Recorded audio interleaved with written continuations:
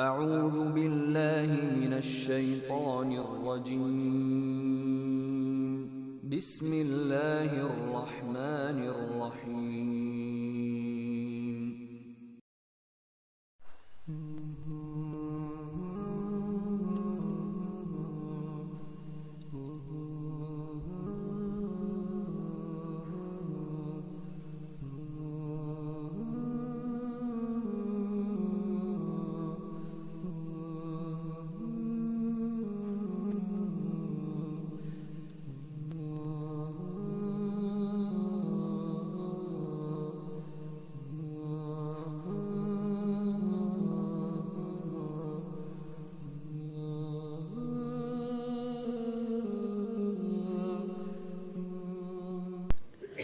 إن الحمد لله نحمده ونستعينه ونستغفره ونؤمن به ونتوكل عليه ونعوذ بالله من شرور أنفسنا وسيئات أعمالنا من يهده الله فلا مضل له ومن يضلل فلا هادي له وأشهد أن لا إله إلا الله وحده لا شريك له وأشهد أن محمدًا عبده ورسوله أرسله بالحق بشيرًا ونذيرًا أما بعد فإن أحسن الحديث كتاب الله وخير الهدي هدي محمد صلى الله عليه وسلم وشر الأمور محدثاتها وكل محدثة بدعة وكل بدعة ضلالة وكل ضلالة في النار يا أيها الذين آمنوا اتقوا الله حق تقاته ولا تموتن إلا وأنتم مسلمون يا أيها الناس اتقوا ربكم الذي خلقكم من نفس واحدة وخلق منها زوجها وبث منهما رجالا كثيرا ونساء واتقوا الله الذي تساءلون به والأرحام إن الله كان عليكم رقيبا يا أيها الذين آمنوا اتقوا الله وقولوا قولا سديدا يصلح لكم أعمالكم ويغفر لكم ذنوبكم ومن يطع الله ورسوله فقد فاز فوزا عظيما أما بعد محترم اسلامی بھائیو، معزز خواتین اسلام،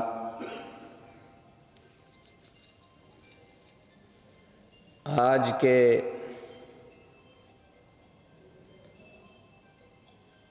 اس مجلس میں اللہ تعالیٰ کے فضل و کرم سے اور اللہ کی توفیق سے ہم بات کریں گے ایمان کے ایک عظیم حصے کے بارے میں جس کا تعلق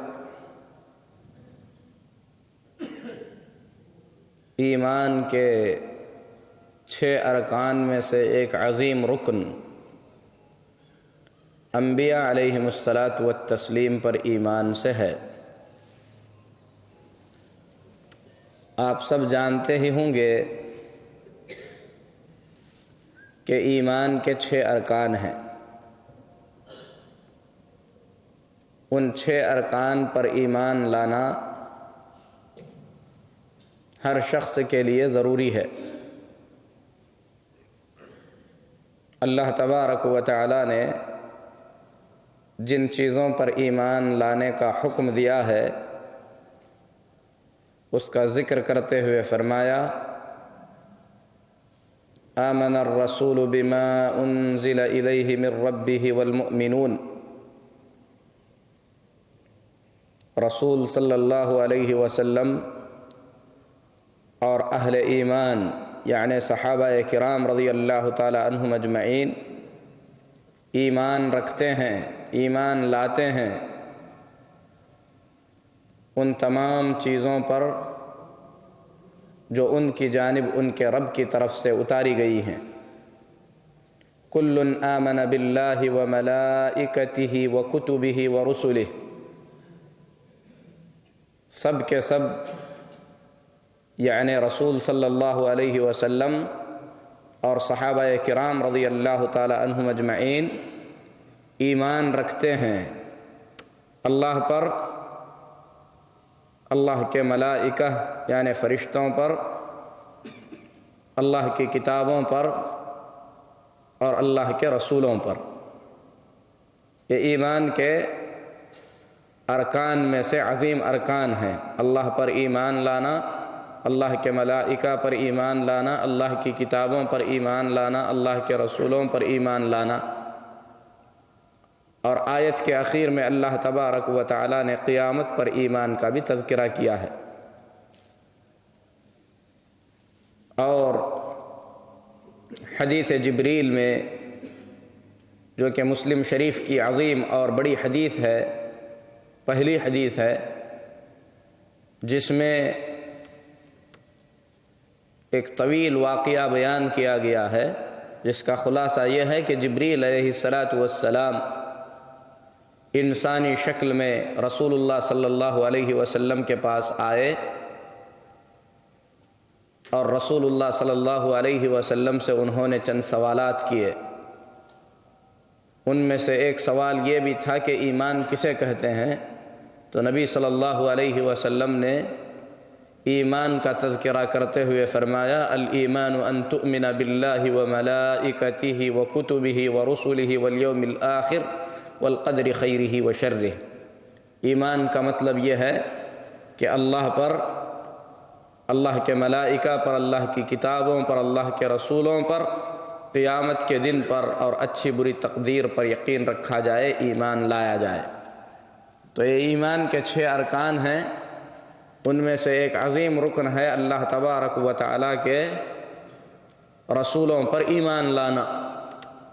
اور اللہ کے رسولوں پر ایمان لانے کا مختصر مفہوم یہ ہے کہ ہم یقین کے ساتھ اس بات کو تسلیم کریں، اس بات کو مانیں اور اس بات کا اقرار کریں کہ اللہ تبارک و تعالیٰ نے اپنے بندوں کی ہدایت کے لیے انہی بندوں میں سے کچھ بندوں کو چن کر اپنا پیغام بندوں تک پہنچانے کے لیے دنیا میں مبعوث کیا، دنیا میں بھیجا۔ اللہ کے یہ چنے ہوئے بندے، اللہ کی جانب سے جو پیغام انہیں دیا جاتا تھا، اس پیغام کو اللہ کے بندوں تک پہنچانے کا کام کرتے تھے۔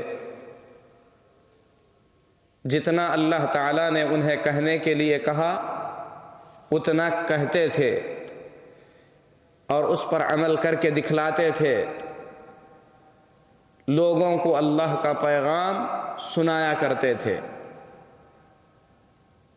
یہ اللہ تعالیٰ کے انبیاء علیہم الصلاۃ والتسلیم ہیں۔ جب اللہ تبارک و تعالیٰ نے ان بندوں کو اپنے بندوں کی طرف نبی اور رسول بنا کر بھیجا، اور اللہ کے ان نبیوں اور ان رسولوں نے لوگوں کو اللہ تبارک و تعالیٰ کی توحید کے بارے میں بتلایا، لوگ جن غلط عقائد میں مبتلا تھے ان کے غلطیوں کی انہوں نے نشاندہی کی، انہیں ایک اللہ کی عبادت کی طرف بلایا، اللہ تبارک و تعالیٰ کے ساتھ شرک کرنے سے منع کیا، آخرت کا خوف انہیں دلایا، تو قوم کے لوگوں نے ان کی بات ماننے کے بجائے جب اللہ تعالیٰ کے ان انبیاء علیہم الصلاۃ والتسلیم کو جھٹلایا، قوم کے لوگوں نے ان کی بات کو انکار کیا، تو اللہ تبارک و تعالیٰ نے ان انبیاء علیہم الصلاۃ والتسلیم کو کچھ نشانیاں عطا کیا، جن نشانیوں کو بتلا کر یہ اپنی سچائی قوم کے لوگوں سے منوا سکیں۔ یہی نشانیاں جو اللہ تعالیٰ نے اپنے انبیاء علیہم الصلاۃ والتسلیم کو عطا کی تھیں، جو نشانیاں اللہ نے نبیوں کو دیا تھا، تاکہ ان نشانیوں کو دکھلا کر ان نشانیوں کو واضح کر کے قوم کو یقین دلا سکیں کہ وہ اللہ کی طرف سے بھیجے گئے پیغمبر ہیں، اللہ کی طرف سے بھیجے گئے رسول ہیں، انہی نشانیوں کو معجزات کہا جاتا ہے۔ انہی نشانیوں کو اللہ تبارک و تعالیٰ کے آیات اور اللہ تبارک و تعالیٰ کی جانب سے دیے گئے معجزے کہا جاتا ہے۔ اور معجزے کیا ہوتے ہیں؟ معجزے ایسی چیزوں سے ہوتے ہیں، ایسے طریقے کے ہوتے ہیں جسے عام طریقے کے لوگ کر نہیں سکتے۔ عام حالات میں جو چیز نہیں ہو سکتی، کوئی دوسرا آدمی اس جیسی چیز کو کر نہیں سکتا، اسے معجزہ کہتے ہیں۔ اللہ تبارک و تعالیٰ نے انبیاء علیہم الصلاۃ والتسلیم کو معجزات سے نوازا، آیتیں اللہ تعالیٰ نے انہیں دیں، نشانیاں اللہ تبارک و تعالیٰ نے انہیں عطا کی۔ بخاری اور مسلم کی حدیث ہے، ابو ہریرہ رضی اللہ تعالیٰ عنہ فرماتے ہیں، نبی کریم صلی اللہ علیہ وسلم نے فرمایا، ما من الانبیاء نبی الا قد اعطی من الآیات ما مثلہ آمن علیہ البشر۔ انبیاء میں سے کوئی نبی ایسے نہیں گزرے جنہیں اللہ تبارک و تعالی نے کوئی ایسی نشانی نہ دی ہو جس نشانی کو دیکھ کر ایمان لایا جا سکے۔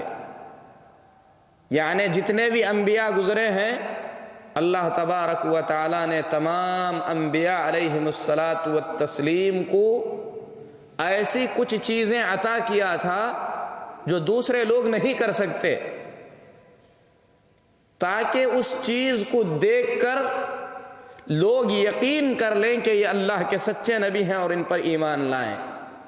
اللہ کے نبی صلی اللہ علیہ وسلم فرماتے ہیں، وَإِنَّمَا كَانَ الَّذِي أُوتِيتُ وَحْيًا أَوْحَاهُ اللَّهُ إِلَيَّ، اور مجھے اللہ تبارک و تعالی نے جو عظیم نشانی عطا کی ہے وہ اللہ کی طرف سے بھیجی گئی وحی ہے،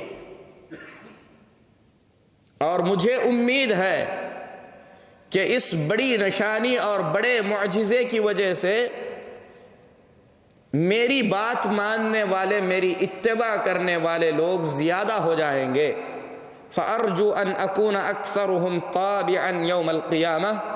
اللہ کے نبی صلی اللہ علیہ وسلم فرماتے ہیں، مجھے امید ہے کہ اس معجزے کی بڑائی کی وجہ سے، اس معجزے کے بڑے ہونے کی وجہ سے قیامت کے دن میرے پیروکاروں کی تعداد بھی بڑی ہوگی، زیادہ ہوگی۔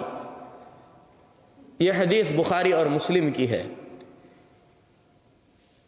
حافظ ابن حجر عسقلانی رحمۃ اللہ علیہ اس حدیث شریف کا معنی بیان کرتے ہوئے فرماتے ہیں، وَالْمَعْنَى أَنَّ كُلَّ نَبِيٍّ أُعْطِيَ آیَةً۔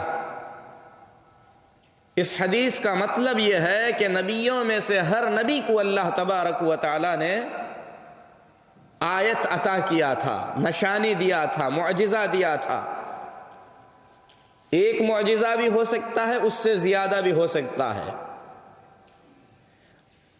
من شأن من يشاهدها من البشر ان يؤمن به لأجلها، اور نشانی ایسی عظیم ہوا کرتی تھی کہ اس نشانی کو دیکھنے والے کے لیے یہ ضروری ہو جاتا تھا کہ وہ ایمان لائے۔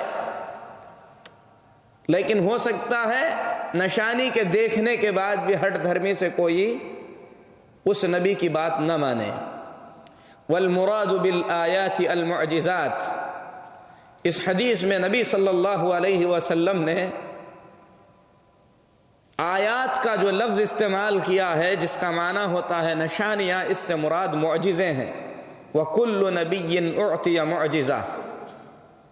نبی صلی اللہ علیہ وسلم، ابن حجر عسقلانی رحمۃ اللہ علیہ فرماتے ہیں کہ ہر نبی کو معجزہ دیا گیا ہے، اور ایسا معجزہ دیا گیا ہے کہ اس جیسا معجزہ دوسرے نبی کو نہیں دیا گیا۔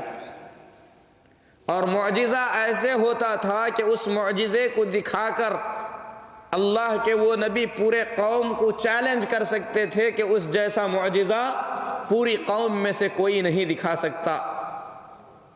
اور آگے ایک دوسری بات ابن حجر عسقلانی رحمۃ اللہ علیہ نے فرمائی، کہا وَكَانَتْ مُعْجِزَةُ كُلِّ نَبِيٍّ تَقَعُ مُنَاسِبَةً لِحَالِ قَوْمِهِ۔ اللہ تبارک و تعالی جس قوم کو معجزہ دیتا تھا، وہ معجزہ، وہ نشانی اس قوم کی حالت کے مناسب ہوا کرتی تھی۔ یعنی قوم جس چیز میں مہارت رکھتی ہے، اللہ تبارک و تعالی اسی سے ملتی جلتی چیز معجزے کے طور پر دیتا تھا، تاکہ قوم کے پورے لوگ سمجھ سکیں کہ یہ جو چیز نبی کو دی گئی ہے، لوگ اس طریقے کی چیز بنانے اور اس طریقے کی چیز کرنے سے عاجز ہیں۔ مثال کے طور پر موسیٰ علیہ السلام کی قوم جادوگری میں مہارت رکھتی تھی۔ لکڑیاں پھینک کر سانپ دکھا دینا اس قوم کے بائیں ہاتھ کا کھیل تھا، آسانی کے ساتھ اس کام کو کر سکتی تھی۔ جادو ان کے اندر پھیلا ہوا تھا۔ اللہ تبارک و تعالی نے موسیٰ علیہ السلام کو جو معجزہ دیا، اسی چیز کے ملتے جلتے معجزہ تھا۔ یہ لوگ لاٹھیاں پھینک کر سانپ بناتے تھے، اللہ تبارک و تعالی نے موسیٰ علیہ السلام کے ہاتھ کے عصے کو اس قابل بنا دیا کہ موسیٰ جب زمین پر ڈالتے تھے تو حقیقی سانپ بن جاتا تھا۔ تو جو جادوگر ہے، جو جادو کے اندر مہارت رکھتا تھا، اسے معلوم ہے کہ اس کی ڈالی ہوئی رسی اور اس کی پھینکی ہوئی لاٹھی حقیقی سانپ نہیں بنتی، اور موسیٰ جو لاٹھی پھینکتے ہیں حقیقت میں سانپ بن جاتا ہے۔ اسی طریقے سے عیسیٰ علیہ السلام کی قوم طب میں مہارت رکھتی تھی، ڈاکٹری میں ماہر تھے۔ اللہ تبارک و تعالی نے اسی کے جنس کا، اسی کی قسم کا معجزہ عیسیٰ علیہ السلام کو عطا کیا۔ اس دور کے اطباء کو، اس دور کے ڈاکٹروں کو یہ معلوم تھا کہ جو شخص پیدائشی اندھا ہو، اسے دنیا بھر کا علاج کر کے بھی آنکھیں نہیں دی جا سکتی، لیکن اللہ کے نبی عیسیٰ علیہ السلام ایسے کسی اندھے کے اندھے کے چہرے پر ہاتھ پھیرتے تو اس کی بصارت لوٹ آتی، اس کی آنکھیں آ جاتی تھیں۔ اس طریقے سے اللہ تبارک و تعالی نے ہر نبی کو معجزہ ایسا عطا کیا جو اس قوم کے کاموں سے مشابہ ہوا کرتا تھا، تاکہ قوم اچھی طریقے سے سمجھ سکے کہ جو کام ہم زندگی بھر کرتے آ رہے ہیں سارے لوگ مل کر نہیں کر سکتے، یہ نبی اسی جیسی چیز کر کے دکھلاتا ہے جو ہمارے کام سے بالکل مختلف ہے، تاکہ لوگوں پر اللہ کی نشانی، اللہ کی طرف سے دیا گیا معجزہ کھل کر سامنے آ سکے۔ اللہ تبارک و تعالی نے تمام انبیاء علیہم التسلیم کو معجزوں سے نوازا۔ اللہ کی ان نشانیوں پر ایمان رکھنا، اللہ کے نبیوں پر ایمان لانا اس بات کے صحیح ہونے کے لیے انتہائی ضروری ہے۔ دوسرے الفاظ میں اللہ کے انبیاء پر ایمان اس وقت تک درست نہیں ہو سکتا جب تک کہ ان نشانیوں پر بھی ہم ایمان نہ لائیں۔ جب تک معجزوں پر ایمان نہیں ہوگا، نبیوں پر ایمان بھی درست نہیں ہوگا۔ سعودی عرب کی علماء کی کمیٹی نے اہل سنت والجماعت کے عقیدے کو واضح کرتے ہوئے فرمایا، الایمان بمعجزات الانبیاء وکرامات الاولیاء اصل من اصول الایمان۔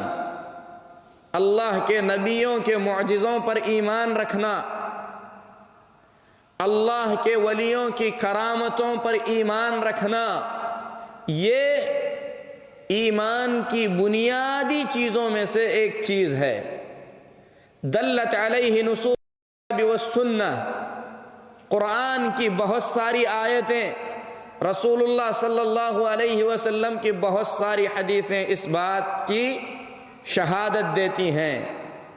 ہر مسلمان کو چاہیے کہ ان چیزوں پر ایمان لائے، اور آگے انہوں نے فرمایا اس کا انکار کرنا اہل سنت والجماعت کے عقیدے کی مخالفت ہے۔ معجزہ کسے کہتے ہیں؟ اہل علم نے اس کی تعریف کرتے ہوئے کہا ہی الامر الخارق للعادہ۔ معجزہ عام طور پر جو چیز واقع نہیں ہو سکتی، اس طریقے کی کسی چیز کے واقع ہونے کا نام ہے۔ یجریہ اللہ علی ید نبی، ایسی چیز اللہ تعالیٰ کسی نبی کے ذریعے کر کے دکھلاتا ہے، تصدیقا لہو، تاکہ اس نبی کی تصدیق کے لیے وہ ذریعہ بن سکے، وَيَعْجِزُ عَنْهُ الْبَشَرُ، اور عام انسان ویسا کام نہیں کر سکتے۔ تو ہم نے کتاب و سنت کی روشنی میں واضح کیا تھا کہ اللہ تبارک و تعالیٰ نے تمام انبیاء علیہم الصلاۃ والتسلیم کو معجزوں سے نوازا۔ تو یہ عام حالات میں جو چیز نہیں ہو سکتی، اس طریقے کی چیزیں اگر نبی کے ذریعے صادر ہو جائیں تو اس کو کیا کہتے ہیں؟ معجزہ کہتے ہیں۔ نبی کے علاوہ کسی نیک آدمی سے ایسی چیزیں اللہ تبارک و تعالیٰ کروا دے، اسے کرامت کہتے ہیں۔ اور کرامتیں حقیقت میں ان معجزوں سے ہی متعلق چیزیں ہیں، کیونکہ کرامت اس وقت تک ظاہر نہیں ہو سکتی جب تک کہ اللہ کے انبیاء پر ایمان نہ لایا جائے۔ اور معجزے اور کرامت کے جیسی چیزیں جو کہ حقیقت میں نہ تو معجزہ ہوتی ہیں نہ کرامتیں ہوتی ہیں، کچھ اللہ کے نافرمان، شیطان کے دوست، گمراہ قسم کے لوگ بھی ظاہر کر کے دکھلاتے ہیں، جو کہ شیطانی عمل سے ہوا کرتی ہیں۔ ان تینوں چیزوں کو سمجھنا ضروری ہے، اور آج کے درس میں ہم انبیاء علیہم الصلاۃ والتسلیم کے معجزوں کے بارے میں بتلائیں گے کہ اللہ تعالیٰ نے انبیاء علیہم الصلاۃ والتسلیم کو کس طریقے کے معجزے عطا کیا تھا۔ جن انبیاء علیہم الصلاۃ والتسلیم کا کتاب اللہ اور سنت رسول صلی اللہ علیہ وسلم میں ذکر ملتا ہے، ان میں سے آدم علیہ الصلاۃ والسلام ہیں، نوح علیہ الصلاۃ والسلام ہیں، ہود علیہ السلام، صالح علیہ السلام، شعیب علیہ السلام، ابراہیم علیہ السلام، اسماعیل علیہ السلام، اسحاق علیہ السلام، یعقوب علیہ السلام، اس کے بعد داؤد علیہ السلام، سلیمان علیہ السلام، موسیٰ علیہ السلام، عیسیٰ علیہ السلام، لوط علیہ السلام، محمد الرسول اللہ صلی اللہ علیہ وسلم۔ تقریباً 25 انبیاء کا قرآن میں اللہ تبارک و تعالیٰ نے نام لے کر ذکر کیا ہے، اور ان انبیاء میں سے بعض انبیاء کے اللہ تعالیٰ نے معجزے بھی بیان کیا ہے۔ آدم علیہ السلام کو اللہ نے اپنے ہاتھوں سے پیدا کیا، ساری چیزوں کے نام اللہ تعالیٰ نے آدم علیہ السلام کو سکھلا دیے۔ یہ حقیقت میں آدم علیہ السلام کو اللہ تعالیٰ کی جانب سے دی گئی ایک نشانی تھی، اسی لیے اللہ نے فرشتوں پر اسے پیش کیا۔ فرشتوں سے اللہ تعالیٰ نے فرمایا انبئونی باسماء ہؤلاء ان کنتم صادقین، تم مجھے ان چیزوں کے نام بتلاؤ۔ فرشتے ان چیزوں کے نام نہیں بتلا سکے جو نام اللہ کے نبی آدم علیہ السلام نے بتلائے۔ آدم علیہ السلام کے بعد اللہ تبارک و تعالیٰ نے نوح علیہ السلام کو دنیا میں نبی بنا کر بھیجا۔ اللہ کے نبی نوح علیہ السلام نے 950 سال تک قوم کو سمجھایا، اللہ کی توحید کی طرف بلاتے رہے، شرک سے لوگوں کو ڈراتے رہے، لیکن قوم کے لوگوں نے ایمان قبول کرنے سے انکار کر دیا۔ لوگوں نے نوح علیہ السلام کی بات نہیں مانی۔ بلکہ نوح علیہ السلام سے مطالبہ کرنے لگے فَأْتِنَا بِمَا تَعِدُنَا إِن كُنْتَ مِنَ الصَّادِقِينَ، اگر تم سچے ہو تو جس عذاب کا تم ہمیں وعدہ کر رہے ہو، جس عذاب کی تم ہمیں دھمکی دے رہے ہو، وہ عذاب لے آؤ۔ اللہ کے نبی نوح علیہ السلام نے اس کے بعد اللہ تعالیٰ سے دعا کی، اللہ تبارک و تعالیٰ نے نوح کی دعا قبول کر لی۔ کیا دعا کی؟ ایک جگہ پر نوح علیہ السلام نے کہا انی مغلوب فانتصر، اے اللہ میں مغلوب ہو چکا ہوں، قوم مجھ پر غالب آنے کی کوشش کر رہی ہے، تو میری مدد فرما۔ دوسری جگہ پر آپ نے بد دعا کی، کہا رب لا تذر علی الارض من الکافرین دیارا، اے اللہ زمین پر کسی کافر کے گھر کو باقی نہ رکھ۔ وہاں پر نوح علیہ السلام کا معجزہ شروع ہوا۔ اللہ تبارک و تعالیٰ نے اللہ کے نبی نوح علیہ السلام سے فرمایا اصنع الفلک باعیننا، ہماری نگرانی میں، ہماری آنکھوں کے سامنے کشتی تیار کرو۔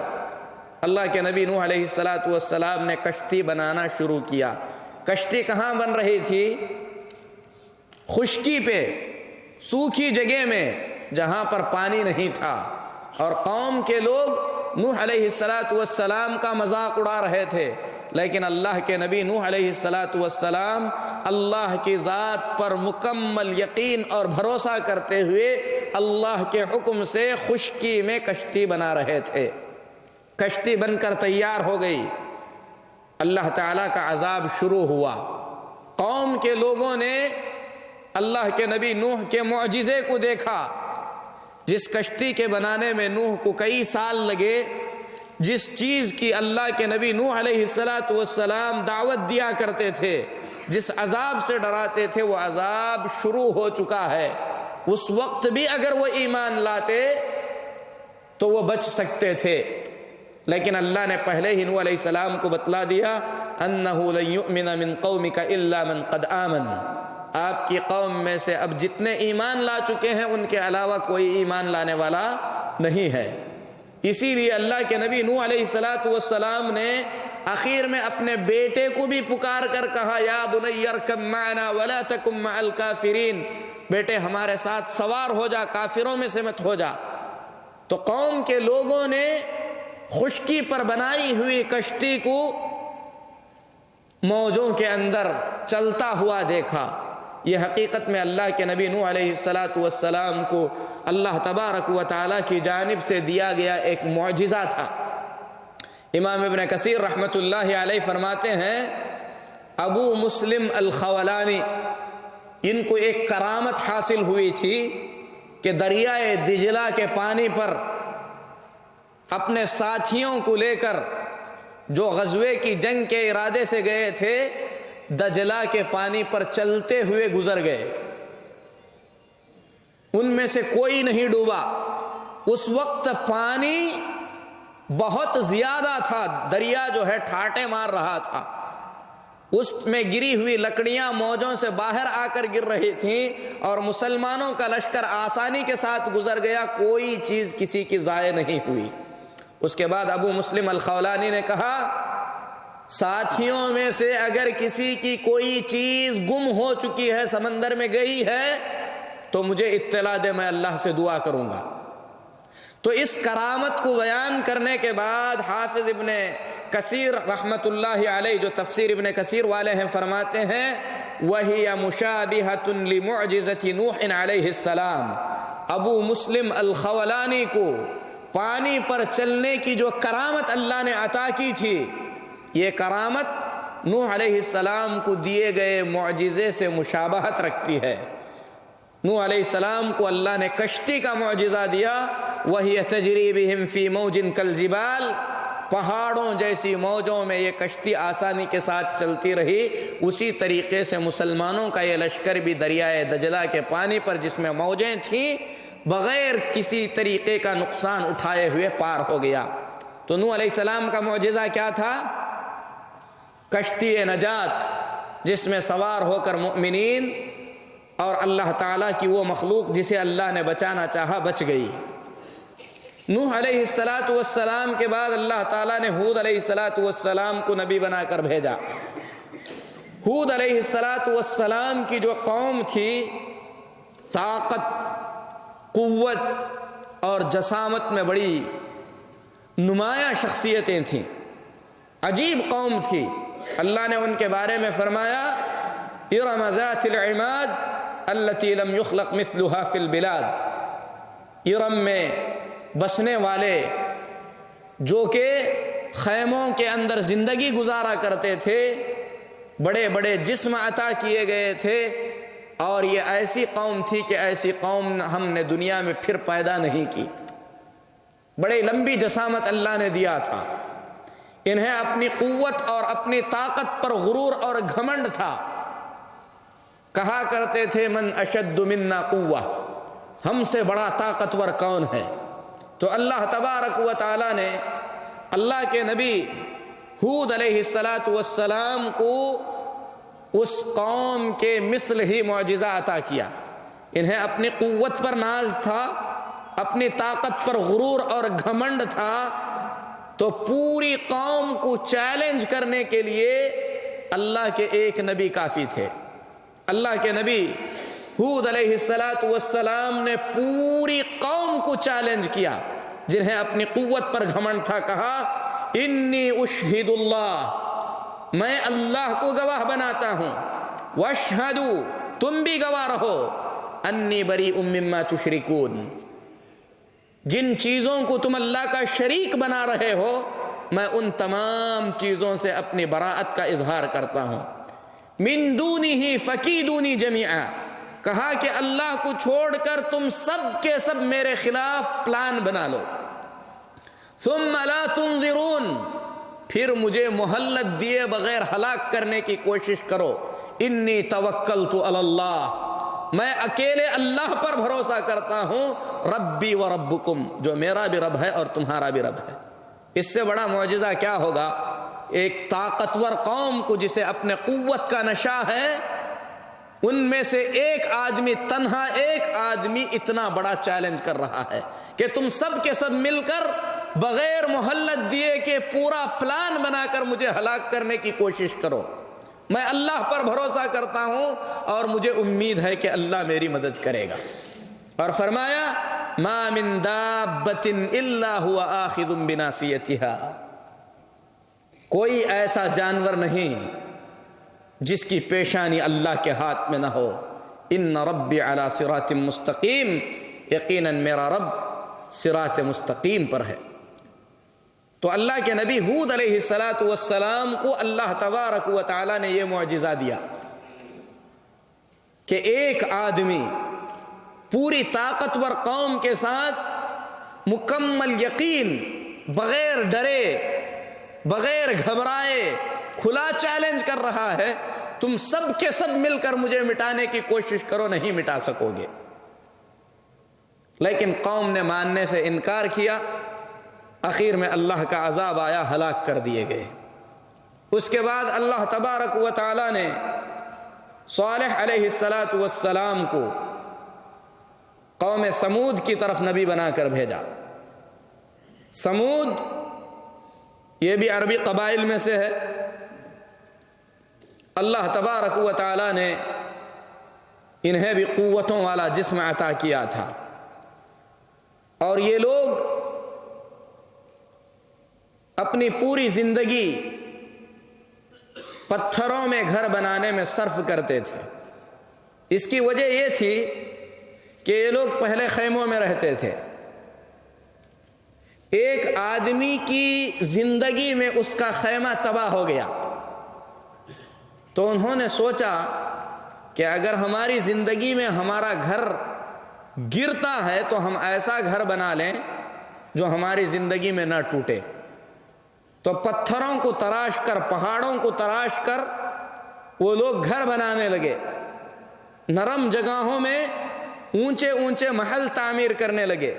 پوری زندگی پتھر تراشنے میں گزرتی رہی، اور انہوں نے ان پتھروں کے ساتھ جو طویل تجربہ کیا تھا، اس تجربے کے مطابق اللہ کے نبی صالح علیہ السلام سے انہوں نے ایک نشانی کی مانگ کی۔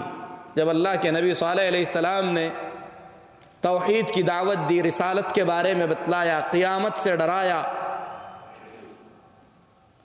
تو قوم کے لوگوں نے صالح علیہ السلام کی بات ماننے سے انکار کیا، حالانکہ قوم خود جانتی تھی کہ اللہ کے نبی صالح علیہ السلام جھوٹے نہیں ہیں، کیونکہ ان کی جو سابقہ زندگی تھی، پچھلی زندگی تھی، اس زندگی میں انہوں نے کبھی جھوٹ بولتے ہوئے انہیں نہیں سنا تھا، اور اللہ کے انبیاء علیہم التسلیم میں سے کسی بھی نبی نے اپنی قوم سے کبھی جھوٹ نہیں بولا۔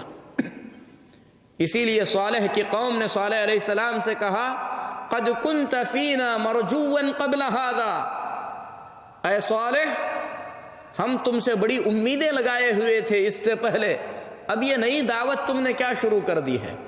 لیکن جب ڈرایا اللہ کے نبی صالح علیہ السلام نے، اللہ کے عذاب سے آگاہ کیا، تو قوم کے لوگوں نے اللہ کے نبی صالح علیہ السلام سے ایک مجلس میں اکٹھے ہو کر کہا ان انت اخرجت لنا من هذه الصخرة ناقة من صفتها کیت وکیت، اے صالح اگر اس چٹان سے تم ایک اونٹنی نکالو گے، اور اونٹنی اس طریقے کی ہو، حاملہ ہو، دیکھنے میں بڑی لمبی اونچی ہو، خوبصورت ہو، کئی صفتیں انہوں نے بیان کی، کہا کہ اگر اس سے اونٹنی نکالو گے تو ہم تم پر ایمان لائیں گے۔ اللہ کے نبی صالح علیہ السلام نے کہا ارأیتم ان اجبتکم الی ما سألتم علی الوجہ الذی طلبتم اتؤمنون بما جئتم بہ، اے میرے قوم کے لوگوں سوچ کر بتلاؤ، اگر میں تمہارے مطالبے کے مطابق اس چٹان سے تمہارے بتائے ہوئے صفت کی اونٹنی اللہ کے حکم سے نکال کر دکھلا دوں تو کیا تم مجھ پر ایمان لاؤ گے؟ وَتُصَدِّقُونِّ فِيمَا أُرْسِلْتُ بِهِ، جو رسالت میں لے کر آیا ہوں کیا اس رسالت کی تصدیق کرو گے؟ قالوا نعم، سب نے کہا کہ ہاں ہم تمہاری بات مان لیں گے۔ اللہ کے نبی صالح علیہ السلام نے ان سے وعدے لیے، عہد و پیمان لیا۔ حافظ ابن کثیر رحمۃ اللہ علیہ فرماتے ہیں ثم قام الى مصلاہ فصلى للہ عز وجل ما قدر له، اللہ کے نبی صالح علیہ السلام قوم سے پورا عہد و پیمان لینے کے بعد اللہ کی بارگاہ میں کھڑے ہو گئے، آپ نے اللہ کو راضی کرنے کے لیے نمازیں پڑھیں، ثم دعا ربہ، پھر اس کے بعد اللہ کے رب میں دعا کی کہ اے اللہ میری قوم جو نشانی مانگ رہی ہے اس نشانی کو ظاہر فرما۔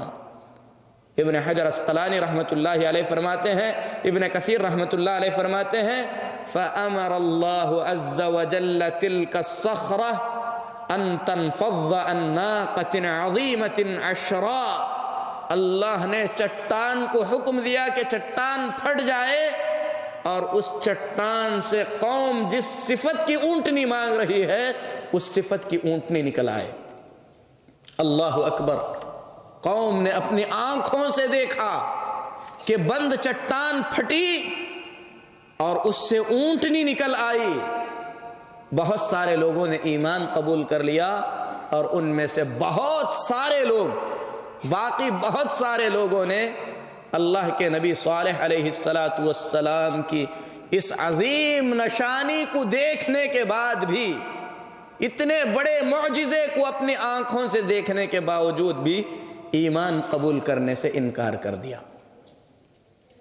دل اللہ کے ہاتھ میں ہے، اللہ تبارک و تعالی جس کا دل ہدایت کی طرف پھیر دے ہدایت قبول کر لیتا ہے، جس کے دل کو اللہ ہدایت کے لیے نہ کھولے اتنی عظیم نشانی بھی اسے کوئی فائدہ نہیں دے سکتی۔ اسی لیے اللہ تبارک و تعالی نے فرمایا فَظَلَمُوا بِهَا، ان لوگوں نے اس اونٹنی کے ساتھ، اللہ کی اس نشانی کے ساتھ ظلم کیا۔ مطلب کیا ہے؟ اے جحدوا بها ولم يتبعوا الحق بسببها، ان لوگوں نے اس معجزے کا انکار کیا، اتنی بڑی نشانی کو دیکھنے کے باوجود بھی وہ لوگ ایمان نہیں لائے۔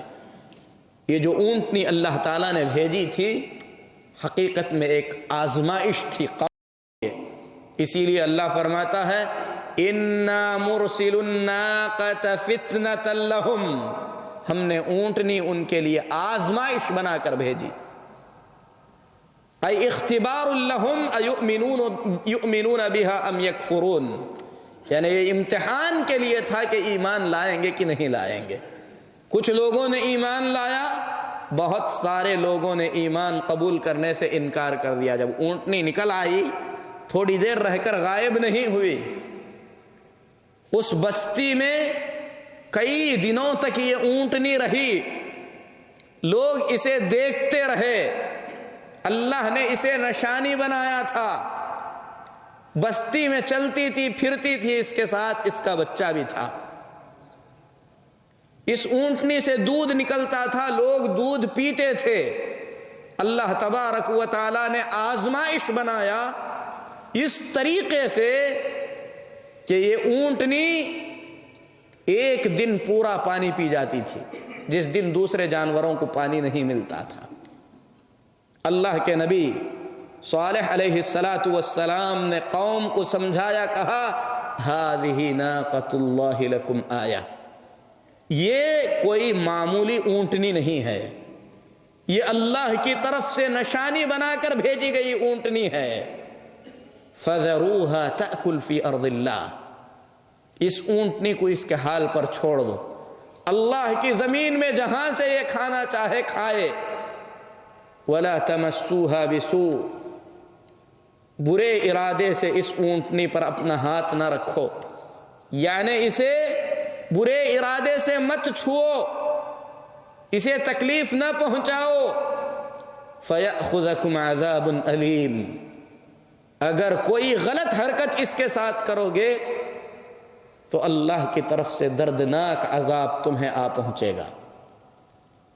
بعض روایات کے مطابق اللہ کے نبی صالح علیہ السلام نے قوم کو بتلا بھی دیا تھا کہ یہ اونٹنی نکلے گی، بہت سارے لوگ اس پر ایمان نہیں لائیں گے، قوم کے کچھ بدبخت اللہ کی اس عظیم نشانی کو ختم کرنے کی کوشش کریں گے، جس کے بعد قوم ہلاک کر دی جائے گی۔ فَعَقَرُوا النَّاقَةَ، ہوا یہی، بدبختوں نے مل کر اللہ کے اس عظیم معجزے کی، اللہ کی اس عظیم نشانی کی قدر نہیں کی، انہوں نے اسے ذبح کر دیا، اسے جان سے مار دیا، قتل کر دیا۔ وَعَتَوْا عَنْ أَمْرِ رَبِّهِمْ، اللہ کے حکم کی انہوں نے نافرمانی کی۔ وَقَالُوا يَا صَالِحُ ائْتِنَا بِمَا تَعِدُنَا إِن كُنْتَ مِنَ الْمُرْسَلِينَ، کہنے لگے کہ صالح وہ عذاب لے کر آؤ جس عذاب کی تم دھمکی دے رہے ہو، اگر سچے رسول ہو تو کر کے دکھلاؤ۔ کیا یہ نشانی کافی نہیں تھی؟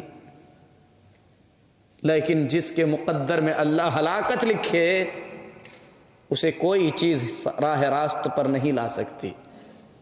جب اونٹنی کو انہوں نے قتل کر دیا، واقعہ بڑا طویل ہے، اللہ کے نبی صالح علیہ السلام نے قوم کو آگاہ کیا، کہا تمتعوا فی دارکم 3 ایام، اب تم کو صرف 3 دن کی مہلت دی جاتی ہے۔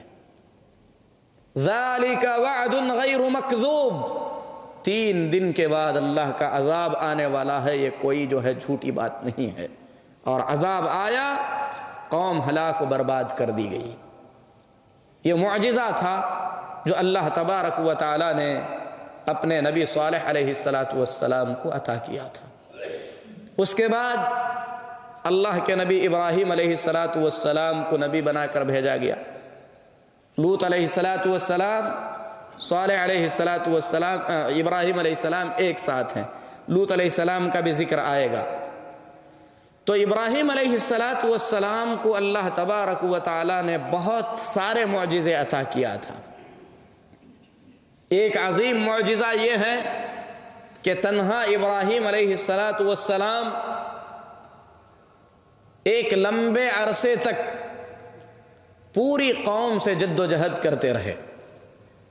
تنہا ایک شخص اتنا بڑا کارنامہ کر گزرے کہ ان کے بت خانے میں داخل ہو کر ابراہیم علیہ السلام نے ان کے بتوں کو توڑ پھوڑ دیا. یہ معجزہ تھا. حقیقت میں قوم کو سمجھنا چاہیے تھا، اور اللہ تعالیٰ نے ابراہیم علیہ السلام کو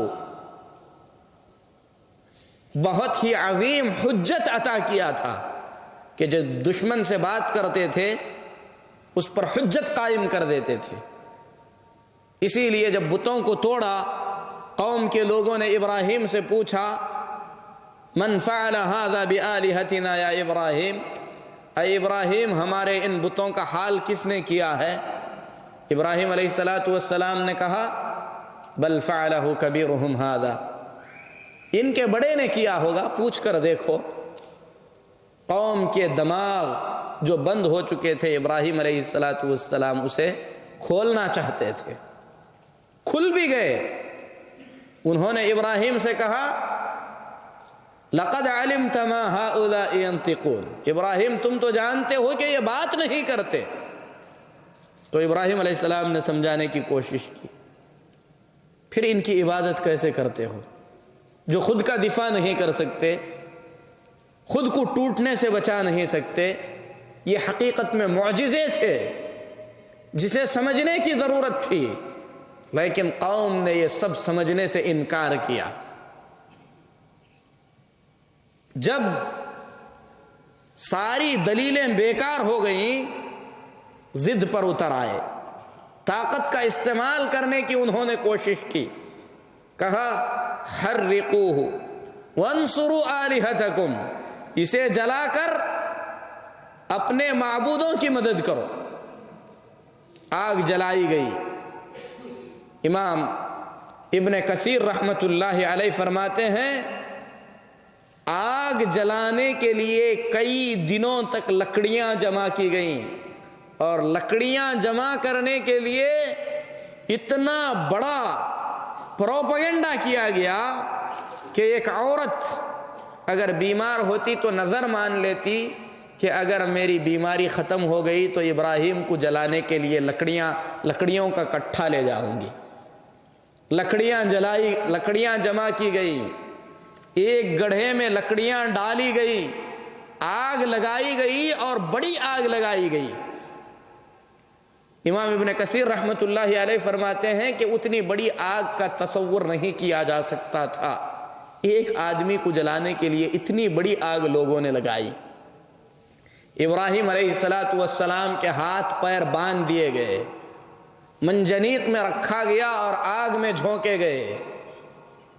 جب آگ میں جھونکے جا رہے تھے، اللہ کے نبی، اللہ کے خلیل ابراہیم علیہ السلام نے کہا حسبنا اللہ ونعم الوکیل، اللہ تبارک و تعالی کافی ہے اور سب سے بہترین کارساز ہے.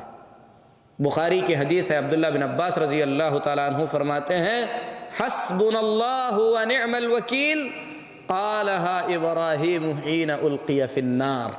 یہ کلمہ اللہ کے نبی ابراہیم نے اس وقت کہا جب آپ کو آگ میں ڈالا گیا، اور محمد الرسول اللہ صلی اللہ علیہ وسلم نے اس وقت کہا جب آپ کو یہ اطلاع دی گئی، کہا گیا ان الناس قد جمعوا لکم فاخشوہم، لوگ تمہیں مٹانے کے لیے جمع ہو چکے ہیں، ان سے ڈرو. یعنی مدینہ طیبہ کو کفار کے بڑے لشکر نے گھیر لیا خندق کے وقت. اس وقت اللہ کے نبی صلی اللہ علیہ وسلم نے یہی کلمات کہے. آگ میں ابراہیم کو ڈال دیا گیا. اللہ تبارک و تعالی نے ابراہیم علیہ السلام کا معجزہ ظاہر کیا. آگ سے اللہ نے کہا یا نار کونی بردن وسلاما علی ابراہیم، اے آگ ابراہیم پر ٹھنڈی اور سلامتی والی ہو جا. یہ ابراہیم علیہ السلام کا معجزہ ہے. اور بہت سے معجزے ہیں لا کر اللہ کے نبی ابراہیم علیہ السلام نے اپنے بیوی اور دودھ پیتے بچے کو ایسی جگہ میں بسایا جہاں پر زندگی کا تصور نہیں کیا جا سکتا تھا. بواد غیر ذی زرع عند بیتک المکرم،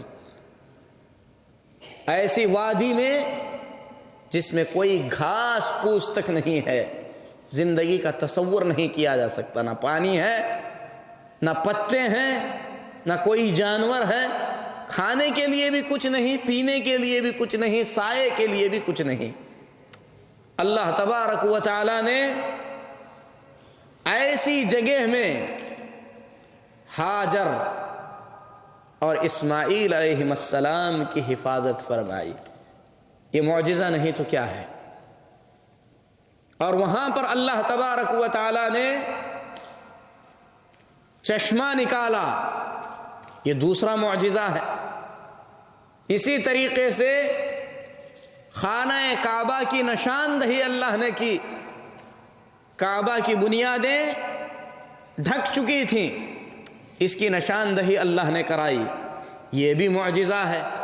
پھر اس کے بعد جب اسماعیل علیہ السلام بڑے ہوئے، اللہ تبارک و تعالی نے ذبح کا حکم دیا، ذبح کے لیے بیٹے کو تیار کرایا، یہ بھی اللہ کی طرف سے معجزہ ہے۔ ورنہ کون سا بچہ کہے گا یا ابت افعل ما تؤمر ستجدنی انشاءاللہ من الصابرین، ابا جان جو کرنا ہے کیجئے، انشاءاللہ صبر کرنے والے پائیں گے۔ معجزہ تھا اللہ کی طرف سے جو اللہ تبارک و تعالی نے ابراہیم علیہ السلام کو عطا کیا۔ پھر اس کے بعد جب ذبح کرنے کے لیے پہنچے، اللہ تبارک و تعالی نے اسماعیل کی جان بچائی، اور ذبح کے لیے اللہ تبارک و تعالی نے فدیہ دیا، جنت سے جانور بھیجا گیا جسے ابراہیم علیہ السلام نے ذبح کیا، یہ ایک الگ معجزہ تھا۔ تو بہت سارے معجزے ہیں جو پورے طور پر تو بیان نہیں کیے جا سکتے، اس میں سے کچھ کا ذکر ہے۔ ورنہ جب ابراہیم علیہ السلام اپنی بیوی سارہ کے ساتھ نکلے، بادشاہ نے روکا، اس وقت اللہ تبارک و تعالی نے کئی مرتبہ اس کے ہاتھ شل کر دیا، یہ بھی معجزہ ہے۔ تو اللہ تبارک و تعالی نے کئی معجزے اللہ تعالی نے ابراہیم علیہ السلام کو عطا کیے تھے۔ ابراہیم علیہ السلام کے بھتیجے تھے لوط علیہ السلام، انہی کے زمانے میں تھے۔ لوط علیہ السلام کو اللہ نے جس قوم کی طرف بھیجا تھا، وہ قوم بہت بڑی فحاشی میں مبتلا تھی، اور فحاشی یہ تھی کہ عورتوں کے بجائے مرد مردوں سے اپنی خواہش پوری کرتے تھے۔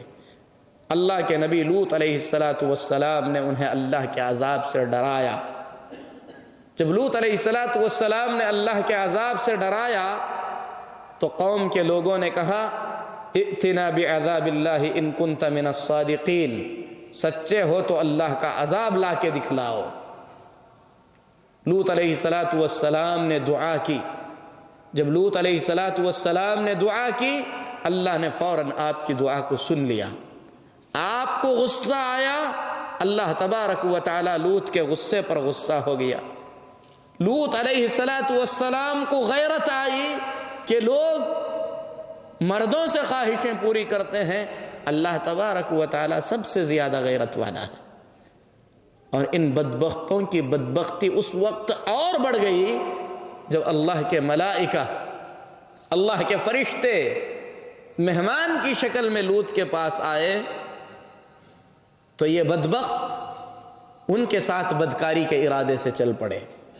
لوط علیہ السلام بہت ہی زیادہ پریشان ہو گئے۔ آپ نے اپنی پریشانی اور بے بسی کا اظہار کرتے ہوئے فرمایا کاش مجھے کوئی بڑا سہارا ہوتا تو میں اس سہارے سے تم لوگوں سے جو ہے لڑتا۔ اللہ کے فرشتوں نے کہا آپ کو گھبرانے کی کوئی ضرورت نہیں، وہ ہم تک پہنچ نہیں سکتے کیونکہ ہم اللہ کے ملائکہ ہیں۔ پھر اس کے بعد اللہ تبارک و تعالی نے فوراً عذاب بھیجا، اور عذاب ایسا تھا کہ بستی کو الٹ دیا گیا۔ یہ حقیقت میں معجزہ تھا۔ جب قوم نے اللہ کے عذاب کو طلب کیا، اللہ تبارک و تعالی نے لوط علیہ السلام کی بستی پر عذاب بھیجا، اور اس عذاب سے اللہ تعالیٰ نے لوط علیہ السلام کو اور مومنوں کو محفوظ رکھا۔ عذاب کی کچھ کیفیت اللہ نے کتاب میں بیان کیا، فرمایا فَلَمَّا جَاءَ أَمْرُنَا جَعَلْنَا عَالِيَهَا سَافِلَهَا، جب عذاب آ گیا ہم نے بستی کے اوپر کے حصے کو نیچے کا حصہ بنا دیا۔ وَأَمْطَرْنَا عَلَيْهَا حِجَارَةً مِّن سِجِّيلٍ مَّنضُودٍ، اللہ فرماتا ہے کہ ہم نے ان پر سخت قسم کے ایک کے بعد دوسرے پتھر برسائے، پتھروں کی بارش برسائی گئی۔ بعض مفسرین نے کہا کہ کون سا پتھر کس پر گرنا ہے یہ بھی اللہ نے طے کیا، اور اس پر اس کا نام لکھا گیا تھا تاکہ ہلاک کر دیا جائے۔ یہ معجزہ تھا عذاب کی شکل میں جو اللہ تبارک و تعالی نے لوط علیہ السلام کی قوم پر نازل کیا۔ اس کے بعد اللہ کے نبی یعقوب علیہ السلام، اسحاق علیہ السلام، یعقوب علیہ السلام اور یوسف علیہ السلام، پوتے، باپ اور دادا، اور ابراہیم علیہ السلام پر دادا، یہ سلسلہ ہے۔ تو یوسف علیہ السلام اور یعقوب علیہ السلام کے معجزے ایک ساتھ ملے ہوئے ہیں۔ خواب دیکھا یوسف علیہ السلام نے، خواب کی تعبیر کو اللہ تعالیٰ نے بعد میں مکمل کیا، اور یہ خواب یعقوب علیہ السلام نے یوسف علیہ السلام کو چھپانے کی تلقین کی تھی، لیکن یوسف علیہ السلام نے اس خواب کو بیان کیا۔ جو خواب یوسف علیہ السلام نے بچپن میں دیکھا تھا، کئی سالوں کے بعد اس کی تعبیر وجود میں آئی، یہ حقیقت میں معجزہ تھا۔ اور یوسف علیہ السلام کے معجزات میں سے ایک عظیم معجزہ یہ ہے کہ یعقوب علیہ السلام اپنے بیٹے یوسف کی جدائی میں رو رو کر اپنی بینائی کھو چکے تھے، بینائی پورے طور پر جا چکی تھی۔ جب یوسف علیہ السلام کے بھائی جا کر مصر میں یوسف علیہ السلام سے مل کر دوبارہ واپس ہونے لگے، اللہ کے نبی یوسف علیہ السلام نے بھائیوں کے ہاتھ اپنی قمیص عطا کی۔ قمیص یوسف علیہ السلام نے دی۔ قمیص یعنی وہ کپڑا جو آدمی اپنے جسم سے لگا کر پہنتا ہے۔ دینے کے بعد یوسف علیہ السلام نے اپنے بھائیوں سے کہا کہ اسے لے جا کر میرے باپ کو دے دو، ان کی آنکھوں پر ڈال دو، اللہ تبارک و تعالی بینائی واپس لوٹائے گا۔ اللہ قرآن میں فرماتا ہے فَلَمَّا أَنْ جَاءَ الْبَشِيرُ أَلْقَاهُ عَلَى وَجْهِهِ فَارْتَدَّ بَصِيرًا، جب خوشخبری لانے والا خوشخبری لے کر یعقوب کے پاس پہنچا اور وہ قمیص یعقوب کے چہرے پر ڈال دیا، فَارْتَدَّ بَصِيرًا، یعقوب علیہ السلام کی بینائی لوٹ آئی۔ کپڑا ڈالنے سے بینائی نہیں آتی، لیکن یہ معجزہ تھا جو اللہ تعالیٰ نے یوسف علیہ السلام کو عطا کیا تھا۔ تو ابن کثیر رحمۃ اللہ علیہ فرماتے ہیں وَهَذَا مِنْ خَوَارِقِ الْعَادَاتِ وَدَلَائِلِ النُّبُوَّاتِ وَأَكْبَرِ الْمُعْجِزَاتِ، یہ عام طور پر ہونے والی چیز نہیں ہے، یہ معجزہ ہے، یہ نبوت کی نشانی ہے جو اللہ تعالیٰ نے یوسف علیہ السلام کو عطا کی تھی۔